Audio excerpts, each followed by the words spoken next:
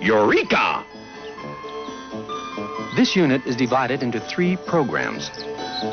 The program you're about to see is on atoms. This will be followed by electrons. And the 3rd and final program in this unit will be on conduction itself. But our story begins with atoms. We know that everything is made up of molecules. That tree, the plastic cup, the magnifying glass, this piece of lead pipe. Even you are made up of molecules. Does that mean that molecules are all the same? In that case, why do glass cups break when you drop them, when plastic ones don't? On the other hand, why can't you see through a magnifying glass made of pink plastic? Or chop down an aluminum tree with a rubber axe? If all these things were made of identical molecules, how could they all be so different? If everything around you were constructed with exactly the same building blocks, it'd be like living in a world of Lego. So molecules can't all be the same, can they? What are molecules made of anyway? We know that they're little lumps, but little lumps of what?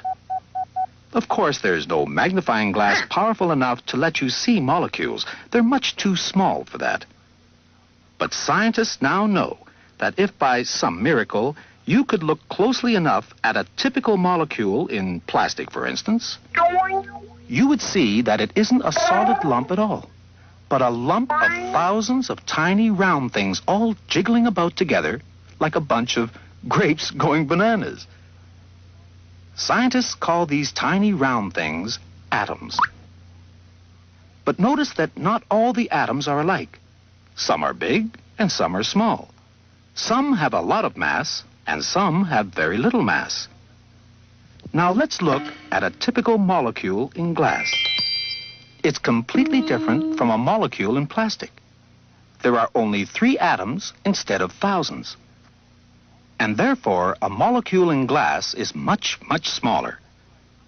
And that's why something made of glass can behave so differently from something made of plastic. Let's zero in on something made of metal now. The head of an axe, let's say. And see what a molecule of iron looks like.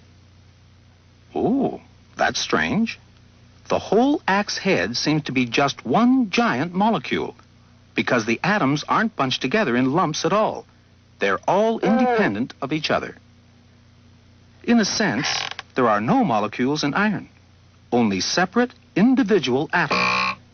All of them the same size and all arranged in a square-shaped latticework. Now let's look at something made of another sort of metal, a lead pipe, for example.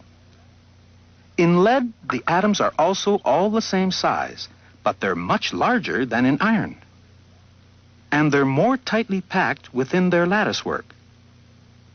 But they're still separate, individual atoms. So, strictly speaking, there are no molecules in lead either. In fact, there are no molecules in any pure metals. Iron, lead, aluminum, copper, silver, gold, you name it. They all consist of separate individual atoms. But all substances in all 3 states of matter, solid, liquid, and gas, are made up of different combinations of atoms of different sizes and masses. Either arranged separately, as in all pure metals, or bunched together into molecules, as in most common nonmetals, liquids, and gases. So next time you chop up some wood, or feel the weight of a lead pipe, or drop an unbreakable plastic cup, remember the enormous variety of different combinations of atoms that makes all this possible. And be thankful you don't live in a world of Lego.